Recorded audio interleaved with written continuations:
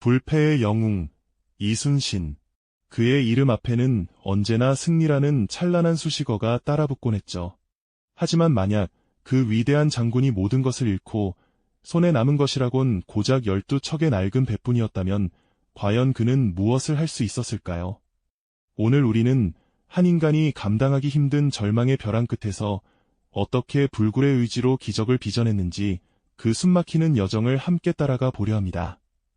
역사상 가장 위대한 위기 극복의 순간이자 진정한 리더십의 표본을 목격하게 되실 겁니다. 임진왜란 초기 조선 수군은 이순신 장군의 지휘 아래 그야말로 파죽지세였습니다. 옥포, 사천, 한산도, 부산포에 이르기까지 그의 판옥선 함대는 왜군의 거대한 전선을 마치 장난감처럼 부수며 연전연승의 신화를 써 내려갔죠. 거북선이라는 혁신적인 무기와 탁월한 전략은 예군에게 공포 그 자체였습니다. 이순신 장군은 단순한 지휘관을 넘어 조선 백성에게는 희망의 상징이자 예군에게는 넘을 수 없는 거대한 벽과도 같았습니다. 그의 존재 자체가 조선 수군의 위엄이자 불패의 신념이었죠. 거친 파도 속에서도 흔들림 없는 그의 위엄 있는 모습은 보는 이들에게 깊은 경외심을 불러일으켰습니다. 하지만 승리의 그림자 뒤에는 늘 음습한 질투와 모략이 도사리고 있었습니다. 조정의 대신들은 이순신의 연이은 승전에 환호하기보다는 그의 공이 너무 커지는 것을 경계했습니다. 선조 임금 역시 이순신을 향한 의심의 눈초리를 거두지 못했죠. 급기야 왜군의 간계에 휘말리고 조정 내의 정파 싸움과 무고가 겹쳐지면서 이순신 장군은 하루아침에 모든 지휘권을 박탈당하고 백의종군이라는 가혹한 처벌을 받게 됩니다. 한평생 나라를 위해 헌신했던 영웅이 졸지에 역적으로 몰려 허허벌판을 걷게 된 것입니다. 그의 고독한 뒷모습은 보는 이들에게 깊은 불안감과 충격을 안겨주었습니다. 이순신 장군 대신 삼도수 군 통제사 자리에 오른 이는 원균이었습니다. 그는 이순신의 명성과는 달리 무능하고 오만했습니다. 이순신이 그토록 피하고 싶어 했던 무모한 출전을 강행했고 그 결과는 참혹했습니다.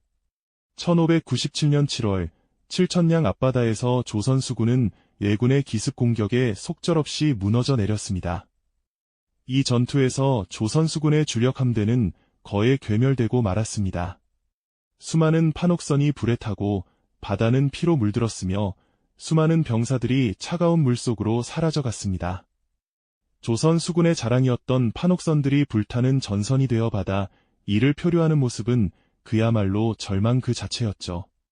이순신이 피땀 흘려 건설했던 조선 수군의 불패 신화는 원균의 무능함 아래 한순간에 산산조각 나버렸습니다. 칠천량 해전의 패배 소식은 조선 전역을 충격과 슬픔에 잠기게 했습니다. 육군마저도 왜군에게 밀려 후퇴를 거듭하며 한양은 다시금 위협에 처했습니다. 국가의 운명이 풍전등화와 같은 위기에 직면한 바로 그때 조정은 다시 이순신 장군을 찾을 수밖에 없었습니다. 절망의 끝에서 나라의 마지막 희망을 걸고 그를 다시 삼도수군 통제사로 임명했죠. 그러나 그에게 남은 것은 무엇이었을까요? 칠천량에서 간신히 살아남은 고작 12척의 낡고 부서진 배들, 그리고 사기가 바다까지 떨어진 지친 병사들 뿐이었습니다. 이순신은 다시 바다로 돌아왔지만 그의 눈앞에 펼쳐진 현실은 그야말로 암담한 절망 그 자체였습니다. 과연 그는 이 절망의 바다에서 다시 일어설 수 있었을까요? 칠천량에서 간신히 살아남은 고작 12척의 낡고 부서진 배들, 그리고 사기가 바다까지 떨어진 지친 병사들 뿐이었습니다. 이순신은 다시 바다로 돌아왔지만 그의 눈앞에 펼쳐진 현실은 그야말로 암담한 절망 그 자체였습니다. 과연 그는 이 절망의 바다에서 다시 일어설 수 있었을까요? 다시 삼도수군 통제사의 자리에 오른 이순신 장군의 마음은 이루 말할 수 없는 비통함으로 가득했을 겁니다. 그가 평생을 바쳐 일궈냈던 조선 수군의 웅장한 함대는 이제 흔적조차 찾아보기 어려웠죠. 전라도 해안 깊숙이 자리한 어란포, 혹은 그 인근의 텅 빈 바닷가에 간신히 모인 것은 겨우 12척의 배와 패전의 그림자에 갇혀 망연자실한 수백 명의 병사들 뿐이었습니다. 파도에 흔들리는 낡은 배들은 마치 조선의 위태로운 운명을 보여주는 듯했고, 병사들의 얼굴에는 깊은 상실감과 함께 어떤 희망도 찾아볼 수 없었죠. 그들은 이미 모든 것을 잃었다고 생각했을 겁니다. 이순신 장군이 마주한 현실은 그야말로 절망의 끝이었습니다. 7천량 해전에서 대승을 거둔 왜군은 그 기세를 몰아 파죽지세로 북상하고 있었습니다. 그들의 대함대는 이미 서해를 향해 이협적인 뱃머리를 돌리고 있었고 그 수가 무려 130척을 훌쩍 넘는다고 알려져 있었죠.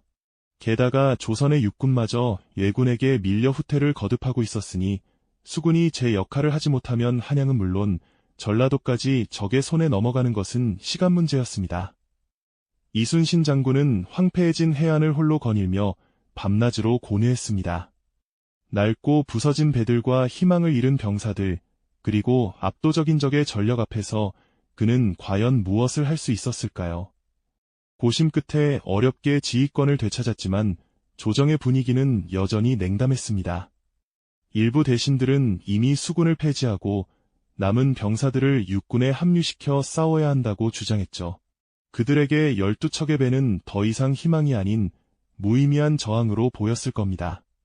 하지만 이순신 장군은 결코 포기할 수 없었습니다. 그는 조정에 올린 장계에서 이렇게 말했습니다. 신에게는 아직 12척의 배가 남아있사옵니다. 이 한마디는 단순한 숫자가 아니었습니다. 그것은 절망 속에서도 결코 꺾이지 않는 불굴의 의지이자 국가의 마지막 희망을 포기하지 않겠다는 결연한 다짐이었죠. 이순신 장군은 흩어진 민심을 수습하고 바닥에 떨어진 병사들의 사기를 끌어올리는 일부터 시작했습니다. 그는 지쳐 쓰러진 병사들을 찾아가 직접 격려하고 그들에게 싸워야 할 이유와 희망을 불어넣었습니다. 죽기를 각오하면 살 것이요, 살려고 하면 죽을 것이다. 그의 단호하지만 따뜻한 리더십은 병사들의 얼어붙었던 마음에 서서히 불씨를 지폈습니다. 또한 그는 백성들에게도 희망의 메시지를 전하며 자발적인 참여를 독려했습니다.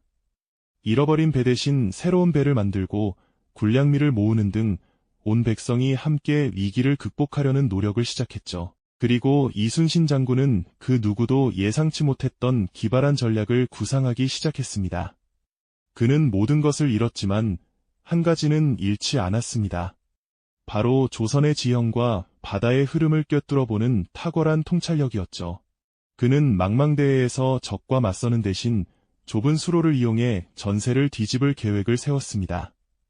바로 지금의 진도와 해남 사이를 흐르는 거친 바다, 울돌목이었습니다. 이곳은 물살이 너무나 거세서 명량 즉 울부짖는 바다라고 불릴 정도로 험난한 곳이었죠. 이순신 장군은 이 험준한 지형과 예측 불가능한 조류를 아군에게 유리하게, 적군에게는 치명적인 함정으로 만들 구상을 시작했습니다. 단 12척의 배로 수백 척의 왜군을 물리칠 수 있는 유일한 방법은 바로 자연의 힘을 빌리는 것이라고 판단한 겁니다. 그의 눈빛에는 고뇌와 함께 강인한 결의가 빛나기 시작했습니다. 불가능해 보이는 싸움 앞에서 그는 이미 부활의 서막을 열고 있었던 것이죠. 이순신 장군의 고뇌는 깊어졌지만 그의 결의는 더욱 단단해졌습니다. 하지만 조정의 상황은 그를 더욱더 벼랑 끝으로 몰아세웠죠. 전선은 이미 수백 척의 왜군 선단에 압도당했고 나라의 운명은 풍전등화 같았습니다. 이러한 절박한 상황 속에서 조정은 수군을 아예 폐지하라는 충격적인 명령을 내리기에 이릅니다. 이미 육지에서는 패전 소식이 잇따랐고 수군마저 사라진다면 조선은 더 이상 기댈 곳이 없었을 겁니다. 모두가 포기하려 할 때 이순신 장군은 좌절하지 않았습니다.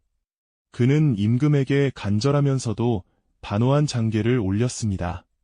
신에게는 아직 12척의 배가 남아있사옵니다. 이 한마디는 단순한 보고가 아니었습니다. 그것은 절망 속에서도 결코 포기하지 않겠다는 한 인간의 굳건한 의지이자 꺼져가는 불씨를 다시 살리겠다는 강철 같은 다짐이었죠. 이순신 장군은 남은 12척의 배와 병사들을 이끌고 진도와 해남 사이의 좁은 해협, 바로 울돌목으로 향했습니다. 이곳은 설물과 밀물이 맹렬하게 부딪히며 소용돌이 치는 곳으로 그 물살의 소리가 마치 울부짖는 듯하다 하여 울돌목이라 불렸습니다. 험준한 지형과 예측 불가능한 물길은 아군에게는 최후의 보루가, 적군에게는 거대한 함정이 될 수 있었죠. 장군은 며칠 밤낮을 세워가며 울돌목의 지형과 물살의 흐름을 분석했습니다. 밀물과 썰물의 시간, 조류의 속도, 회오리가 생기는 지점까지 그는 모든 자연의 움직임을 손금 보듯 꿰뚫었습니다. 마치 살아있는 지도를 머릿속에 그리는 듯했죠. 이처럼 철저한 준비는 죽음의 공포에 사로잡혀 있던 병사들에게도 큰 영향을 미쳤습니다. 장군의 결연한 의지와 치밀한 준비 과정을 보며 그들은 조금씩 희망의 끈을 잡기 시작했습니다. 장군은 또한 민심을 수습하는 데도 힘썼습니다. 피난길에 지쳐있던 백성들에게 희망을 불어넣고 그들의 자발적인 도움을 이끌어냈습니다. 백성들은 자신들이 가진 작은 배들을 모아 전투에 필요한 물자를 나르고 심지어는 왜군을 혼란에 빠뜨릴 거짓 정보를 흘리기도 했습니다. 이순신 장군의 리더십은 단순히 병사들을 지휘하는 것을 넘어 위기에 처한 공동체 전체를 하나로 묶는 거대한 힘을 발휘했던 겁니다. 그의 눈빛에서는 깊은 고뇌의 그림자가 여전히 드리워져 있었지만 동시에 절망을 넘어설 강인한 정신력이 빛나고 있었습니다. 그는 불가능해 보이는 싸움 앞에서 오직 이길 수 있는 길만을 찾아 나섰죠. 드디어 1597년 9월 16일 명량해전의 아침이 밝았습니다.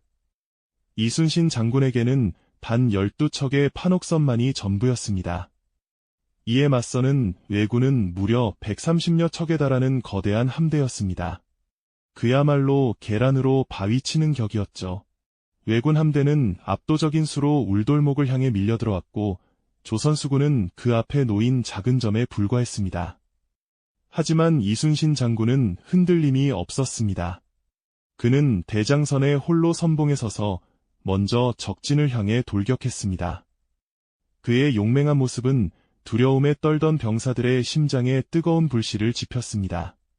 죽고자 하면 살 것이요, 살고자 하면 죽을 것이다. 장군의 우렁찬 외침은 맹렬한 물살을 타고 울돌목 전체에 울려 퍼졌습니다. 좁디 좁은 울돌목의 물길은 이순신 장군의 예측대로 예군에게는 거대한 함정이 되었습니다.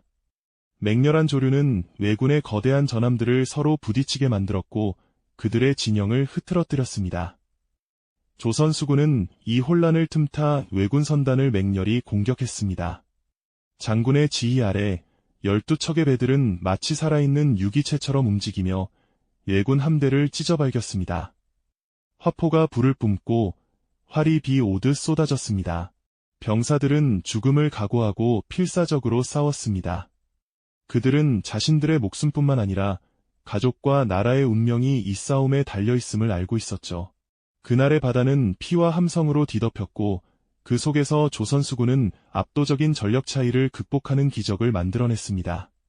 단 하루 만에 130여 척의 왜군 함선 중 30여 척을 격파하고 나머지 왜군을 후퇴시킨 이 놀라운 승리는 단순한 전투의 승리를 넘어선 것이었습니다. 그것은 절망의 끝에서 피어난 인간 승리의 찬란한 기록이었죠. 이순신 장군은 12척의 배로 불가능이라는 거대한 벽을 허물어뜨렸습니다. 그의 불굴의 의지와 탁월한 전략, 그리고 백성들과 병사들의 단결된 힘이 만들어낸 기적이었으니까요. 명량해전은 역사상 가장 위대한 해전 중 하나로 기억될 뿐만 아니라 극한의 위기 속에서도 희망을 잃지 않고 맞서 싸우면 어떤 불가능도 가능으로 바꿀 수 있다는 것을 우리에게 생생하게 보여주었습니다. 이순신 장군의 이야기는 단순히 과거의 영웅담으로만 치부할 수 없습니다. 우리가 살면서 마주하는 수많은 절망적인 순간들, 도저히 넘을 수 없을 것 같은 거대한 장벽 앞에서 우리는 과연 어떤 선택을 해야 할까요? 가진 것이 아무것도 없다고 느껴질 때, 모두가 포기하라고 말할 때, 이순신 장군은 아직 12척이 남아있사옵니다. 라고 외치며 스스로를 재건하고 나라의 운명을 다시 일으켜 세웠습니다. 그의 삶은 진정한 리더십이란 무엇인지, 그리고 불굴의 정신이 한 개인과 공동체에 얼마나 큰 힘을 불어넣을 수 있는지에 대한 깊은 통찰을 선사합니다. 절망의 바닥에서도 결코 포기하지 않았던 한 영웅의 이야기는 오늘날 우리에게도 큰 울림과 용기를 주는 메시지로 다가올 것입니다. 이 영상이 도움이 되셨다면 좋아요와 구독 부탁드립니다. 여러분의 응원이 제게 큰 힘이 됩니다. 다음 영상에서도 더 유용한 정보를 공유하겠습니다. 감사합니다.